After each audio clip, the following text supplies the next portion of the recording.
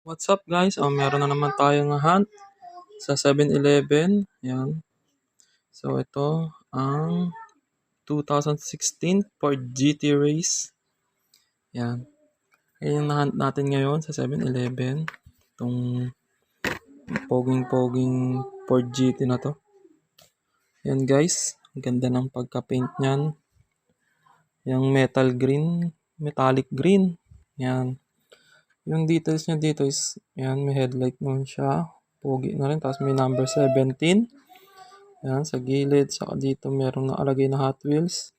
Itong likod niya, ito yung nagustuhan ko dito guys. Itong pinaka-spoiler niya. Yan. Saka yung bumper niya na dito sa may baba. Ang astig guys. Saka yung mags niya is 5 spokes.